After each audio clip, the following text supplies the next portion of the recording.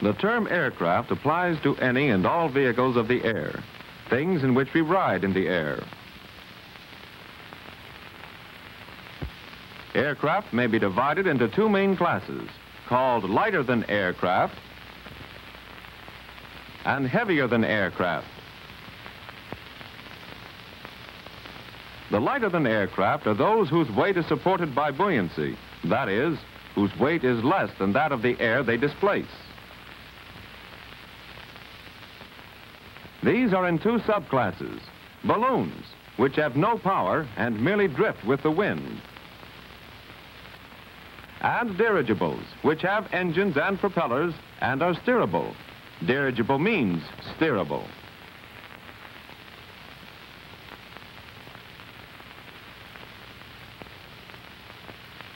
Heavier than aircraft are those whose weight is supported dynamically, that is, by means of motion. They may be divided into three general classes. One class is waterplanes, which are designed to take off from and land on water only.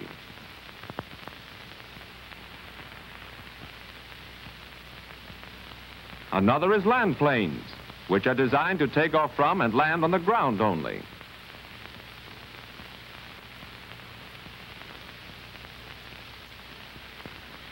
The third is amphibians, which are designed to take off from and land on either the water or ground.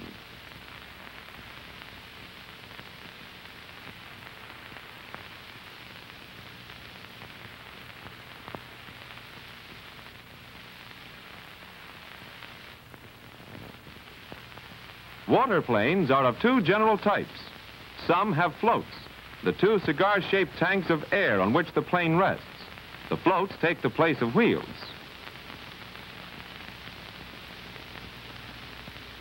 Other waterplanes are really flying boats. The body of the plane itself rests on the water. Heavier than aircraft may be divided also into two general classes, which we might call bladed planes and winged planes. Bladed planes are supported principally by rotors of 3 or 4 long narrow blades, which you see whirling over the top of the plane. This type is called an autogyro. The blades of its rotor rotate automatically and are not connected with the engine. Autogyro means self-rotating. The autogyro gets its forward motion from a propeller in front, like an ordinary plane.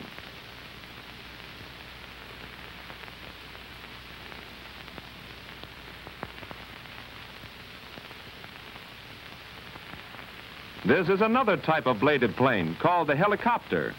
It is the only plane that can fly forward, backward, or sidewise. It has no propeller, but is propelled by the rotor, which is geared directly to the engine. The helicopter can take off and land vertically, and can hover in one spot as long as the pilot wishes. Here the pilot is having a wheel changed.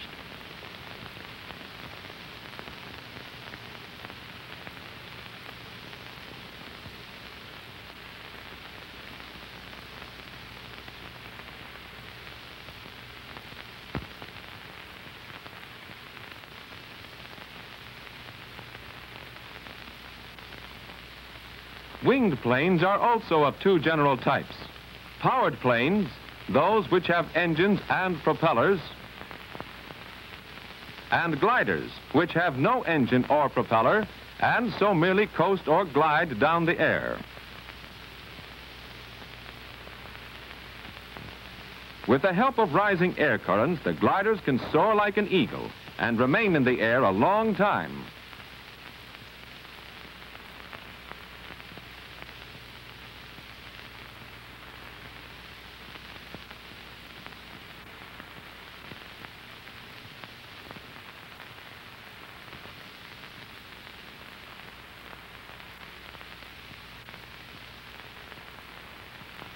Planes with engines and propellers are called powered craft. Powered craft with one engine are called single engine. Those with more than one engine are called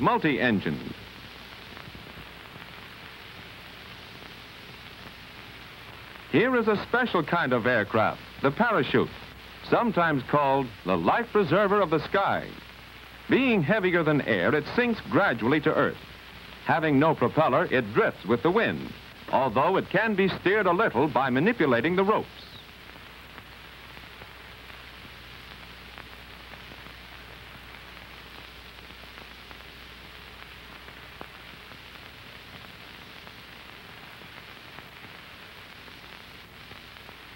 These lessons in aeronautics deal principally with single-engine winged land planes, the kind in which flying instruction is usually first given.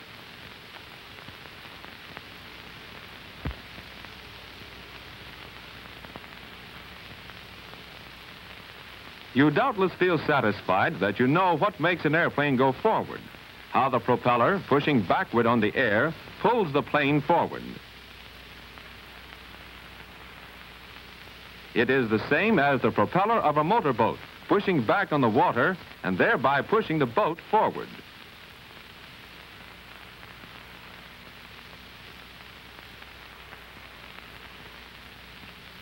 You may wonder, however, what holds the plane up in the air. We give you here a very simple explanation. In a later lesson, the matter is treated more fully. Perhaps you have seen this sport of skiing on the water behind a motorboat. Notice that the skis are always pointing slightly upward, like this. If the water strikes the underside of the skis fast enough, the lifting force of the water is enough to sustain the skier's weight.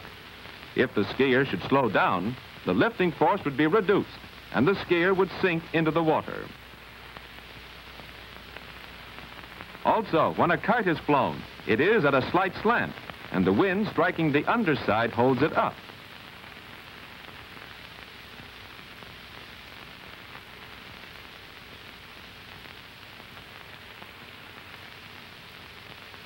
When the wind dies down, down comes the kite.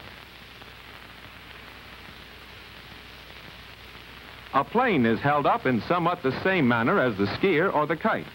That is, the wings of a plane are set at a slight slant, as you can see by the end view of the wing on this plane. In flight, if the air strikes the underside of the wings with enough speed, the force created is enough to hold up the weight of the plane. The propeller bites into the air and pulls the plane, just as the rope from the motorboat pulls the skier. If a plane is not propelled rapidly enough, it begins to sink in the air and goes into a dive.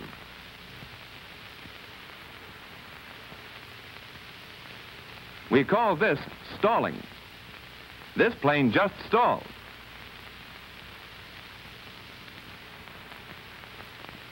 The necessary speed of forward motion to enable a plane to fly is called flying speed. Flying speed is usually not less than 35 or 40 miles an hour. If a plane stalls, it pitches forward and dives of its own accord. Then, if it is high enough above the ground, it will regain flying speed. It can then be leveled up and the flying resumes. We spoke earlier about the tilt of an airplane wing. It is possible for an airplane wing to get lift even without any slant at all. But the explanation requires a study of airfoils and streamlines and is reserved for a later lesson.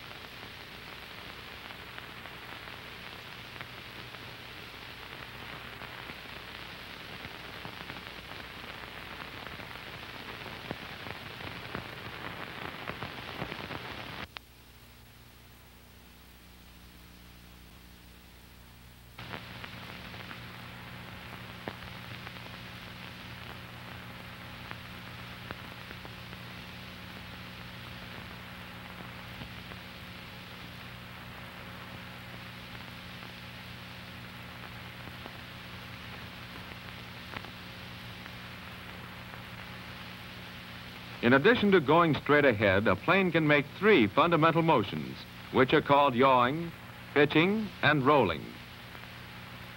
Yawing means turning to the right or left. This plane is yawing. Now yawing to the right, now yawing to the left. We think of yawing as rotation around this axis, which is called the normal axis. In straight and level flight, the normal axis is vertical. But a plane can yaw, of course, when the normal axis is not vertical. Pitching refers to the up or down motion of the nose or front of the plane. This plane is pitching. Now pitching upward, now pitching downward. We think of pitching as rotation around the lateral axis of the plane. The lateral axis of a plane may be level like this, or inclined like this. When a plane pitches with the lateral axis inclined, the nose does not go up or down vertically. Rolling is the third fundamental motion. This plane is rolling. Now rolling to the right, now rolling to the left. We think of rolling as rotation around the longitudinal axis.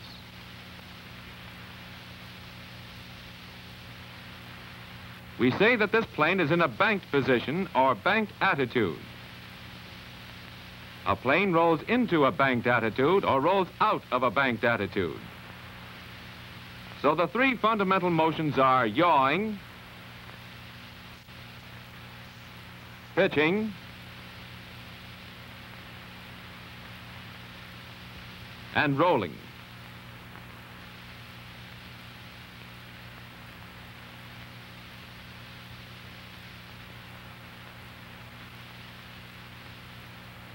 A plane is yawed by the rudder. This part you see moving is the rudder. It is moved by the feet on these rudder pedals, which are joined to the rudder by cables. Here is the way a plane is yawed. When the right pedal is pushed forward, the rudder is swung to the right. The air striking the right side of the rudder pushes the tail of the plane to the left. This yaws the plane to the right. When the left pedal is pushed forward, the rudder swings to the left. The air striking the left side of the rudder pushes the tail to the right. This yaws the plane to the left. So we have right foot, right turn, and left foot, left turn.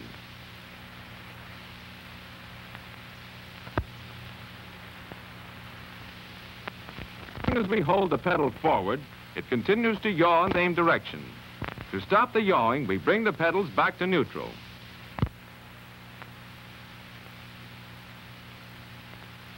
Here is what we would see from the cockpit if we yawed the plane level.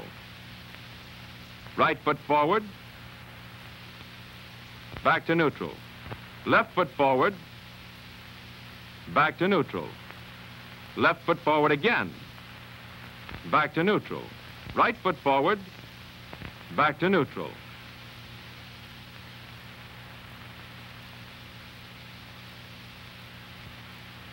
We pitch a plane with the elevator. This part you see moving is the elevator. It is moved by forward and backward movement of this stick, which is joined to the elevator by cables.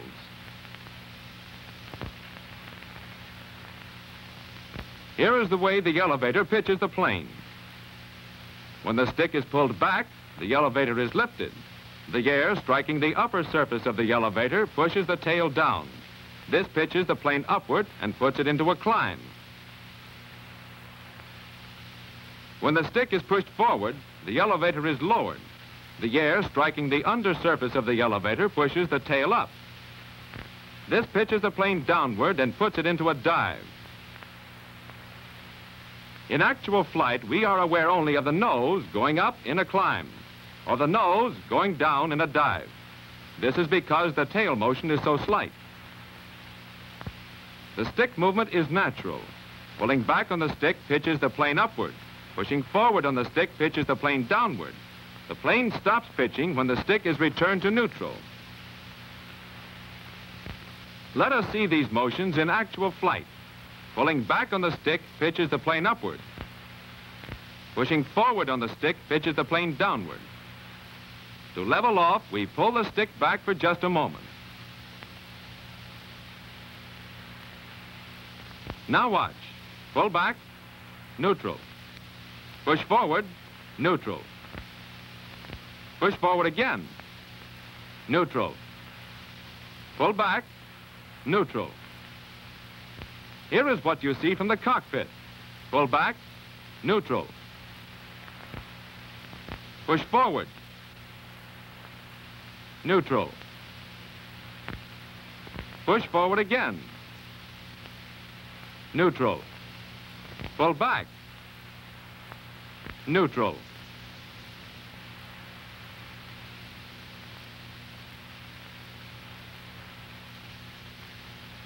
A plane is rolled by means of the ailerons. These moving parts are the ailerons. They are moved by a sidewise motion of the stick. Here is the way the plane is rolled. When the stick is moved to the right aileron goes up and the left aileron goes down. The air striking the ailerons pushes the left wing up and the right wing down. That is, the plane is rolled to the right, and the same on the other side. So we have stick to the right, roll to the right, stick to the left, roll to the left. The motion is natural.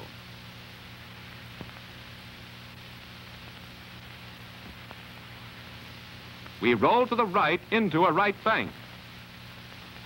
We roll to the left out of a right bank. We roll to the left into a left bank. We roll to the right out of a left bank. To stop each roll, the stick is returned to neutral. Now watch. To the right, back to neutral. To the left, back to neutral. To the left again, back to neutral. To the right, back to neutral. Here is what you see from the cockpit. Stick to the right, back to neutral. Stick to the left, back to neutral. Stick to the left again, back to neutral. Stick to the right, back to neutral. Thus you have learned in this lesson that the three fundamental motions of a plane are yawing, pitching, and rolling.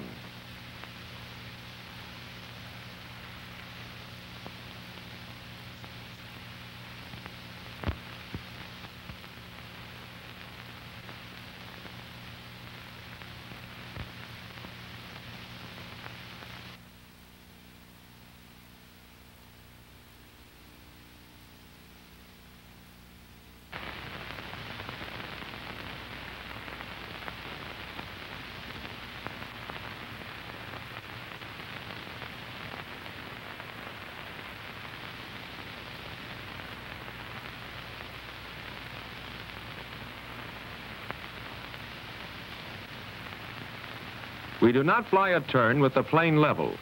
A turn is flown with the plane tipped, or as we say, banked, like this. Let us see why this is so.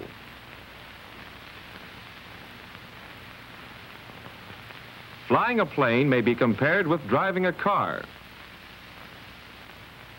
For example, if we are driving on a level highway and try to make a quick turn, the car skids. Motion like this is skidding. Here is another skid. Similarly, if we are in level flight and try to turn the plane by pushing suddenly on the rudder pedal, the plane skids. Motion like this is skidding. Now let's see a real plane skid.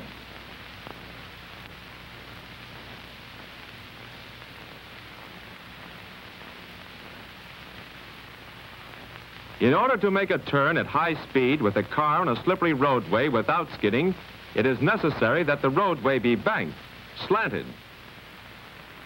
Similarly, to make a normal turn in a plane, it is necessary to bank the plane. For a slow turn, one with slow speed or long radius, only moderate banking is required.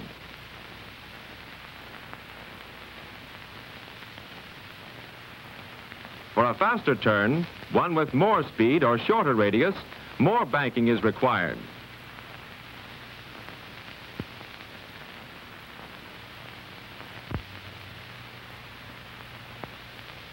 If we bank our plane and then try to fly straight ahead, the plane will slip sidewise. Motion like this is slipping.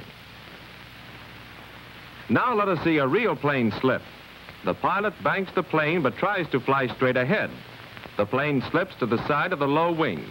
It continues to slip as long as the pilot tries to fly straight ahead with the plane banked.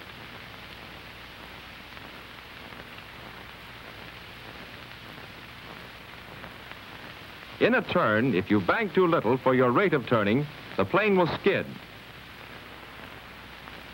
It skids away from the center of the turn. If you bank too much for your rate of turning, the plane will slip. It slips toward the center of the turn. In a turn, except for special purposes, we try to avoid skidding or slipping by banking the plane just enough for our rate of turning. When the plane is banked just the right amount, the pilot feels as though he were sitting vertical in the plane. The impression is that the horizon is tipped instead of the plane. Here is what we see from the cockpit as we go into a turn. This is a left turn, and the horizon seems tipped up at the left.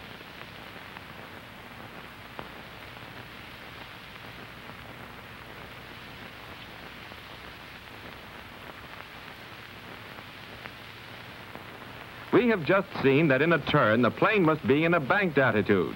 But it takes more than banking to turn the plane.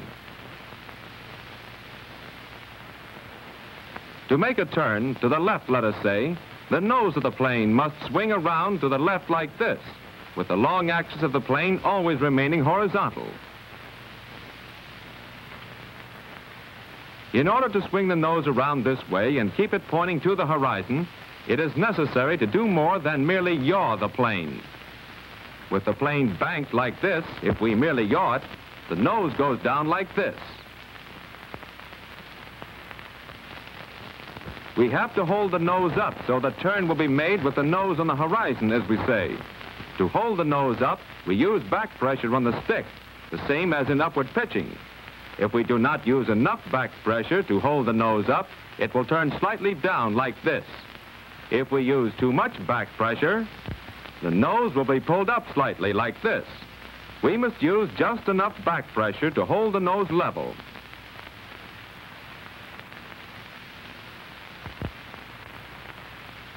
We see, therefore, that in making a normal turn, we use a combination of banking, yawing, and back pressure on the stick, just enough of each so that the plane does not slip or skid, and so that it turns with its nose level. You must understand that to make a complete turn, we go through 3 stages: going into the turn, maintaining the turn, and coming out of the turn.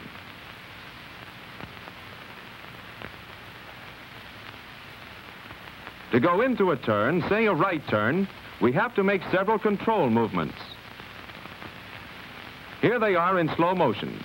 Start the roll, yaw with right foot, back pressure on the stick, stick to neutral, still holding back pressure. To maintain the turn, we merely hold everything as long as we wish to continue the turn. The stick still held slightly back, slight pressure with the right foot.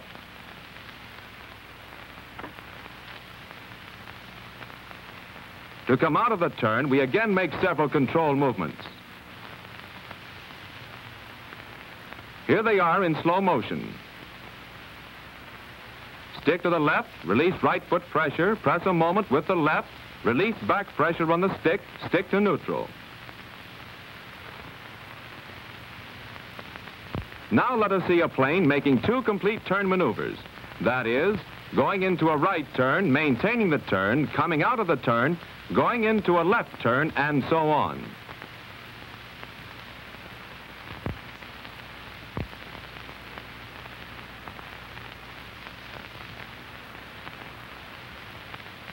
In this connection, it is well to realize that when a plane is once in a turn, the turn can be maintained, if desired, without rudder pressure.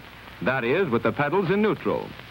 If the rudder pressure is released while in the turn, the tail of the plane drops a little to one side like this. So slightly you probably wouldn't notice it, and the air striking the side of the fuselage and vertical fin does the necessary yawing. Beginning students almost always use too much rudder pressure. Hence, in the beginning, it is better to maintain the turn with the rudder in neutral. Here is what you see from the cockpit as a plane flies a turn. This plane is in a right turn.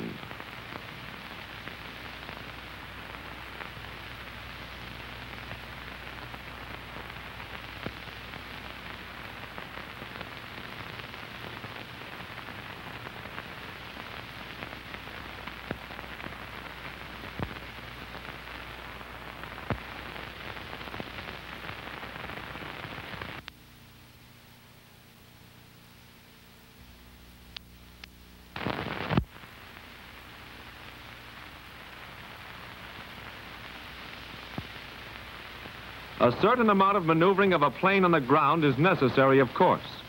A plane propels itself on the ground by the force of the propeller alone. Such motion is called taxiing.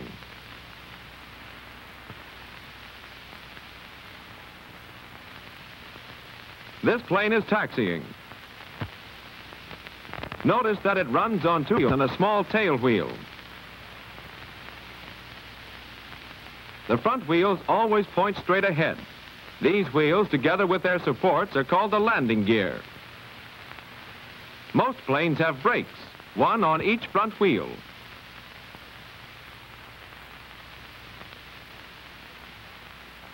Each brake is operated separately by a pedal which is pushed down with the heel. The brakes operate separately because it is sometimes necessary to hold back on only one wheel. For example, we might wish to press the right brake pedal to help the plane to make a sharp right turn.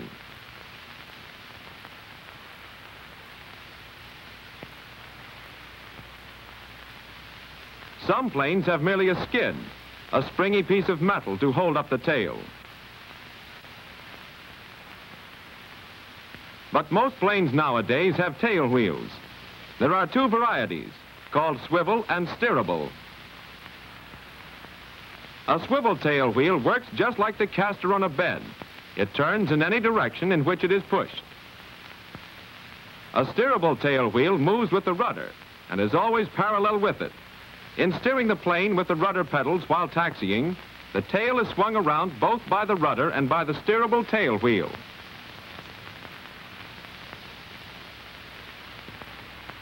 The speed of taxiing is regulated by the speed of the engine and propeller, which is governed by the throttle, which may be here on the side of the cockpit, as in this plane, or in the front, as in this plane.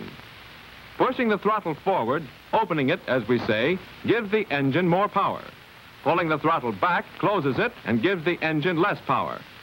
The same applies to both types of throttle.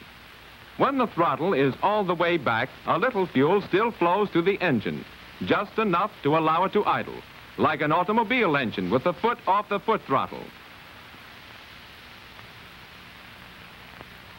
To stop the engine completely, we have to switch off the ignition.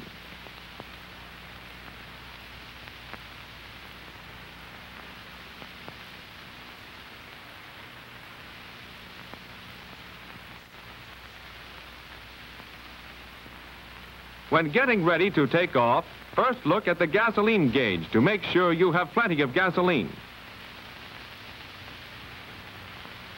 Don't forget to fasten on your safety belt.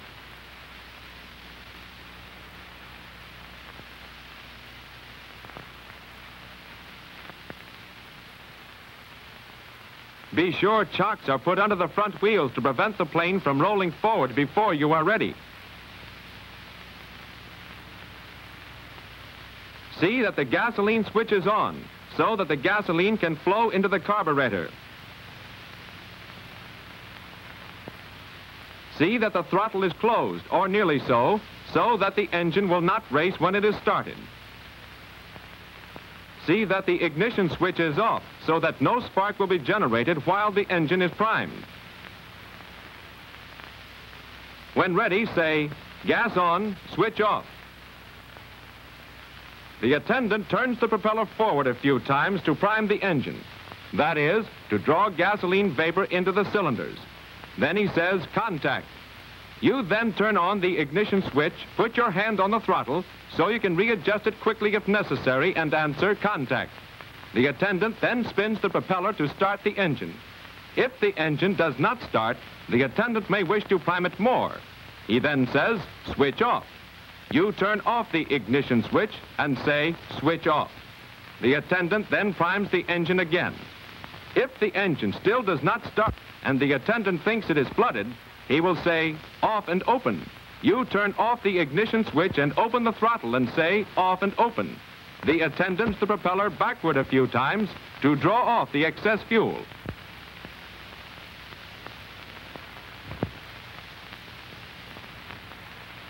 Then he says, throttle closed, contact.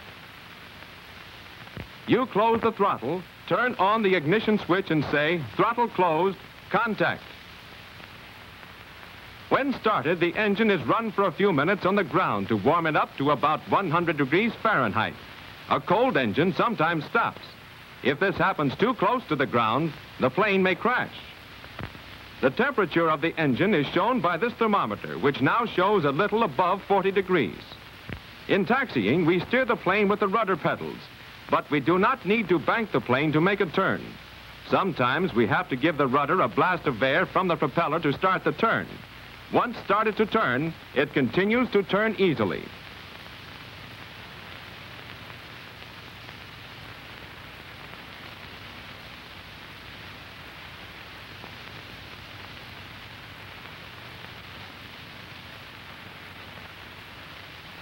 When possible, we always take off into the wind.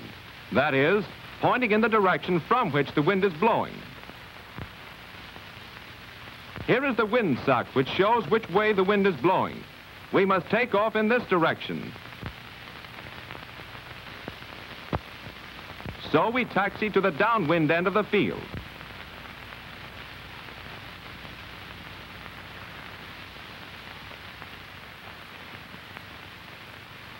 Briefly stated, here are the steps in taking off. First, we get up speed in taxiing. Next, we lift the tail and run along a little way on two wheels to get up speed. Next, we lift the plane a few feet off the ground, but fly level for a few moments, getting up speed. Then we climb to the altitude at which we wish to fly. Here we see an actual takeoff.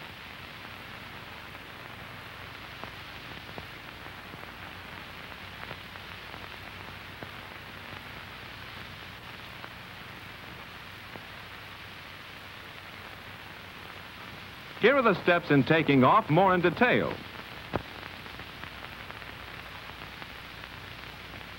First, we push the throttle all the way forward to give the engine full power and get going quickly. Next, we gently push forward on the stick and hold the pressure until the tail comes up to level. The tail will come up when we have enough speed. We try to get the tail up promptly to get rid of the drag of the tail wheel. When we think we nearly have flying speed, we pull back gently on the stick. The moment flying speed is reached, the plane leaves the ground and gradually climbs.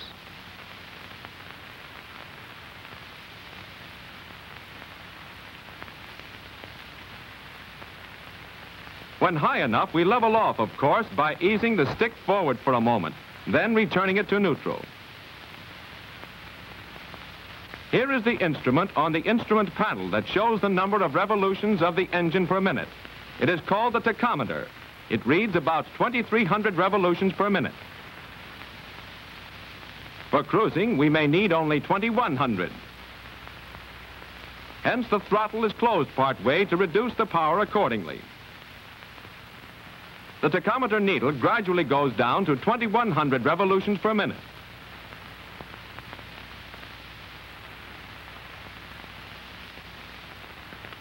It is possible to adjust a tab on the elevator so that the plane is slightly tail heavy or slightly nose heavy.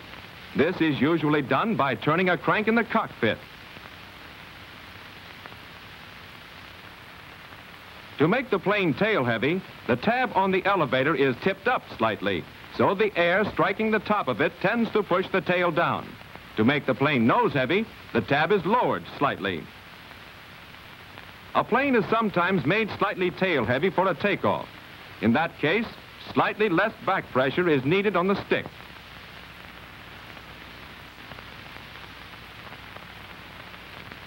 Here is one more thing to remember in taking off. It is important not to climb steeply or turn very soon after taking off. Trying to climb or turn too soon will stall the plane and it will dive into the ground.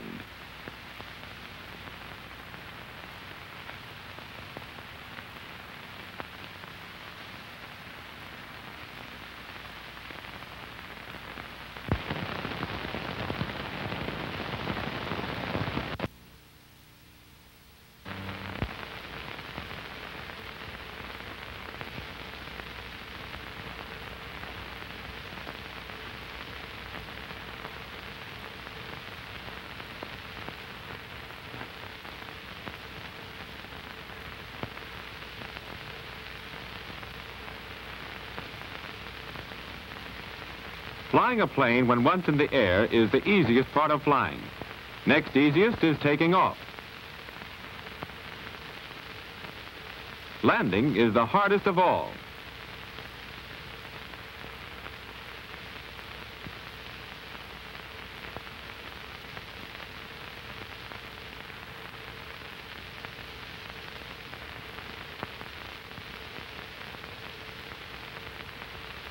It is customary before landing at an airport to circle the field at least once, always to the left, to look the place over and see that no other pilot is about to take off, to give other pilots a chance to see that you are going to land, and to look at the wind sock and see which way the wind is blowing. Remember always to land upwind, that is, against the wind. As you look at the wind sock, think, I must land in this direction. Briefly, the steps in landing are as follows. On approaching the landing field, close the throttle to shut off most of the power. Nose down and let the plane glide toward the field. When nearly down, gradually level off, so you will be flying level when a few feet above the ground. Hold the plane a little above ground while the plane loses flying speed and gradually lower the tail. When the landing attitude is reached, let the plane skim along till it loses flying speed and sinks to the ground. Now let us watch a real plane do a complete landing.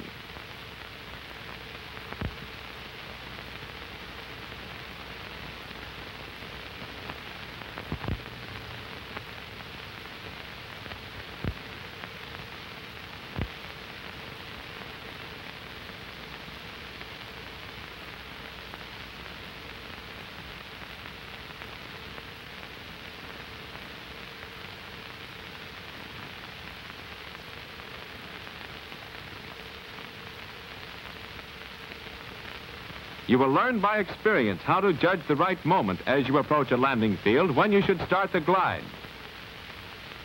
When ready to do so, close the throttle and point the nose slightly downward into the gliding attitude. The engine will idle. It will not stop entirely. The plane will glide down at a slight angle, propelled by gravity.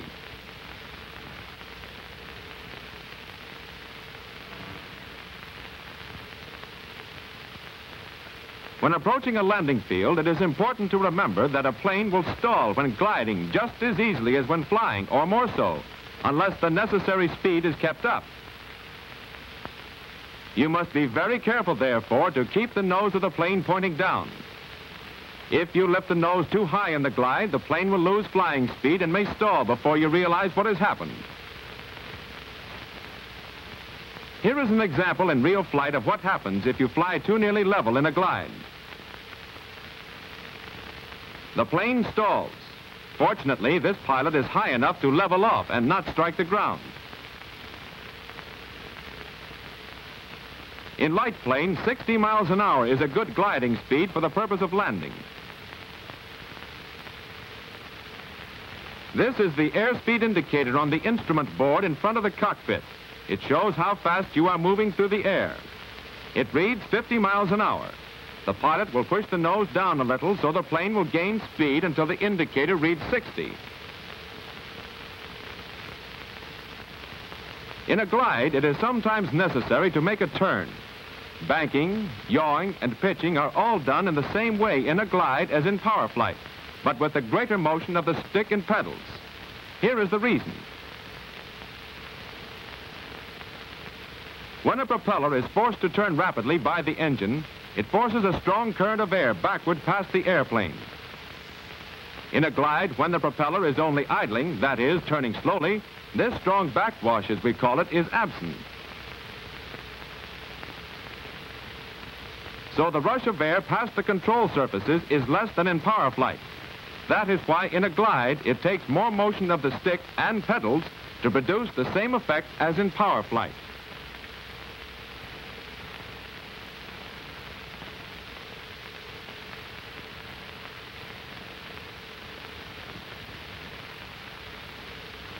As we said earlier, when the plane is at the proper height above ground, the pilot must begin to lift the nose so the plane will be flying level when slightly above ground.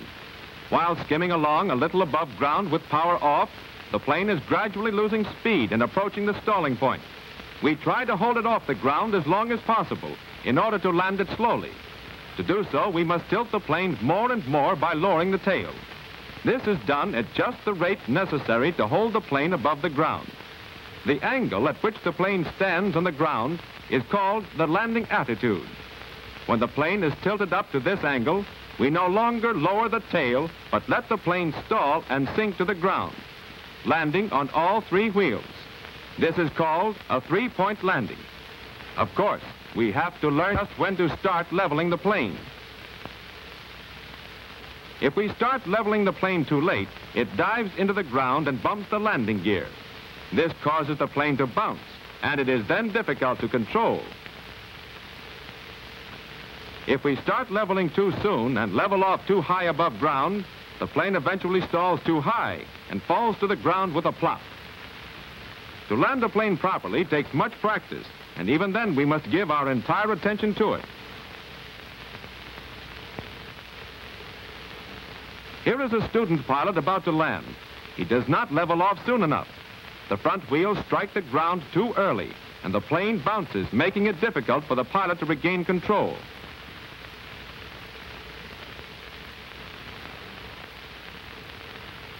Another thing to remember about landing is that when the plane has finally settled to the ground, you must immediately pull the stick all the way back and hold it back. This holds the tail down and avoids any tendency of the plane to nose over while taxiing to a stop.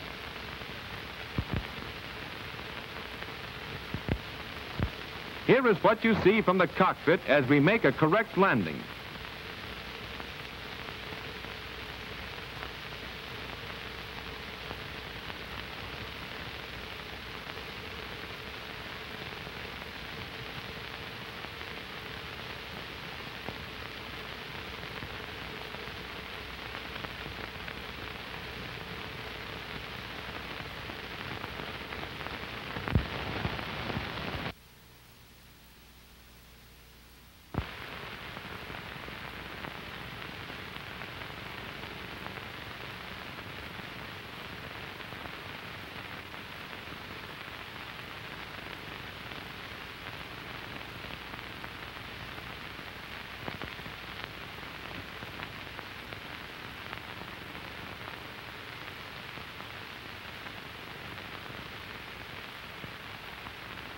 A plane must have a certain speed, called flying speed, in order that the lift of the wings can sustain its weight.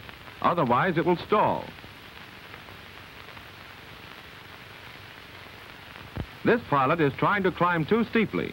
The plane slows down and stalls. To recover from a stall, the plane must drop a considerable distance to regain flying speed. The pilot can then level the plane and continue flying. Stalling is an important cause of accidents. To fly safely, it is necessary to practice stalling and recovering. This pilot is practicing stalling and recovering.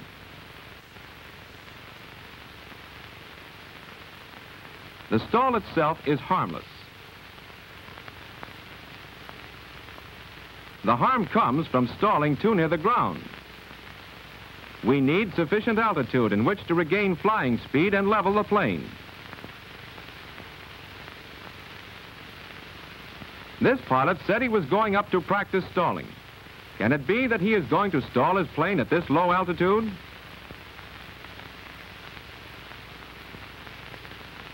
Yes, there he goes. and stalls. Much too close to the ground for safety. Stalling practice should be done at an altitude of at least 3,000 feet. The higher, the better. To stall the plane, first close the throttle to shut off most of the power. As the plane loses speed and tends to nose down, pull back on the stick and try to hold the nose up. When flying speed is lost, the nose will go down in spite of your efforts to hold it up. To recover from the stall, let the stick go back to neutral and allow the plane to dive and regain flying speed. Then gradually pull back on the stick and bring the nose at a level.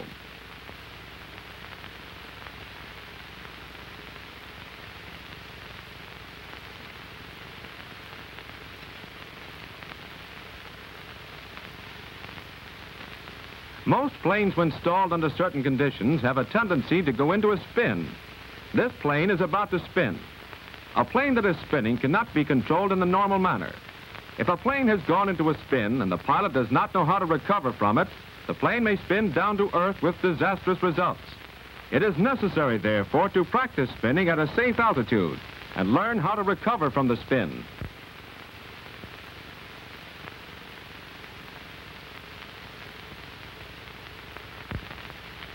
A common way to put the plane into a spin is to stall it in the manner previously described. That is, by closing the throttle and trying to hold the plane level by pulling back on the stick. But as the plane stalls, one of the rudder pedals is pushed completely forward to make the plane spin.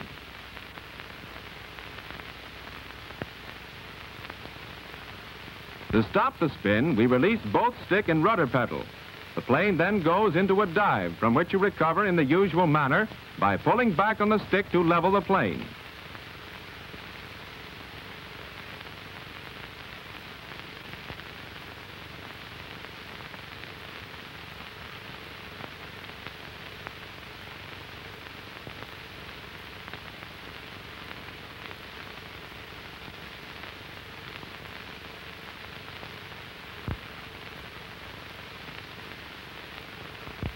It is important to practice steep turns so that they can be made safely when necessary.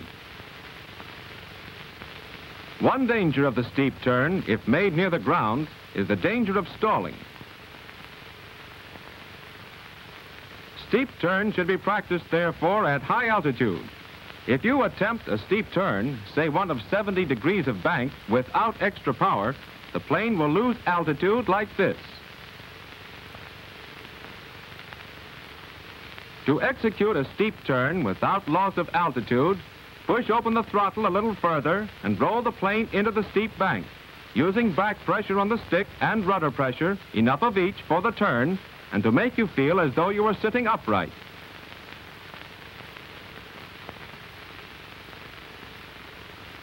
The outer wing has to travel farther than the inner one in the same length of time.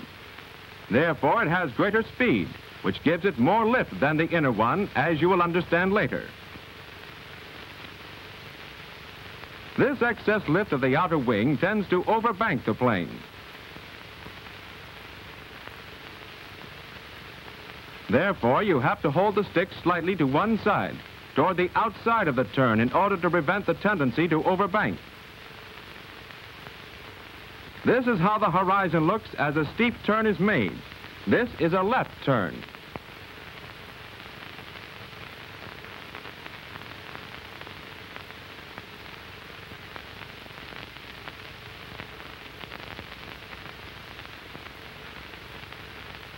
Let us say this represents the angle at which a plane normally glides. If the pilot tries to glide with the nose too high like this, the plane will not glide at that angle, but will sink at a steeper angle, like this. This is called mushing or pancaking. You might call it half gliding and half falling. When near the ground, this is very dangerous and should be avoided.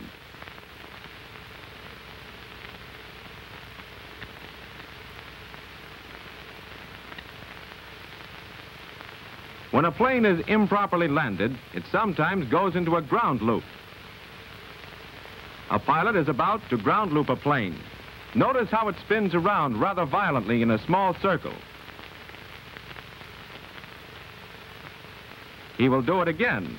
A ground loop happens usually when a pilot applies too much brake to one wheel.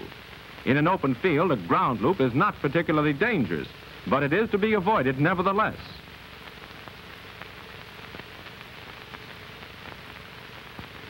It is sometimes desirable to field while descending to it. To do this, we fly a path called a spiral. This plane is gliding in a spiral. We might say it is flying round and round in a circle, but gradually descending all the time.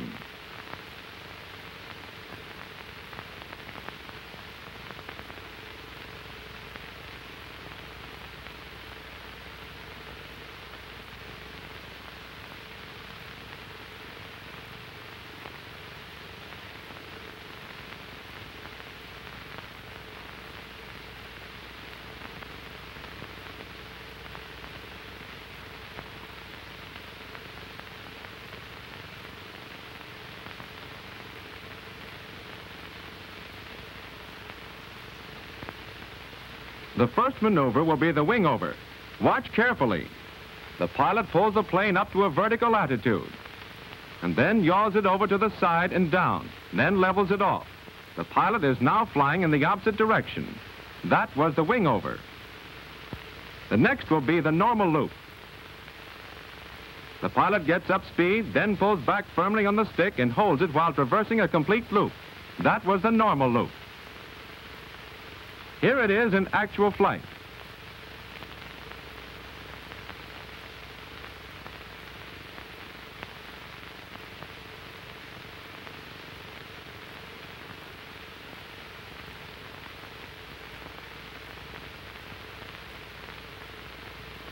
Here it is again.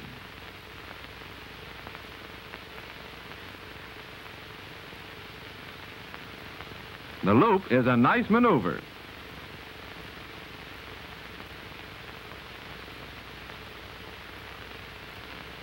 The next is the inverted loop. Notice that the pilot pushes the plane down to begin the loop. The next is the roll. The plane makes one complete rotation around its longitudinal axis. Now let us see the roll in actual flight.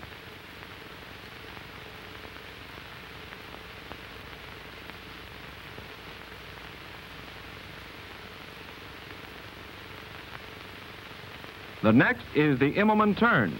Notice the pilot first does a half loop, then a half roll, thereby righting the plane. Now let us see the Immelman turn in an exhibition flight by a high-powered plane.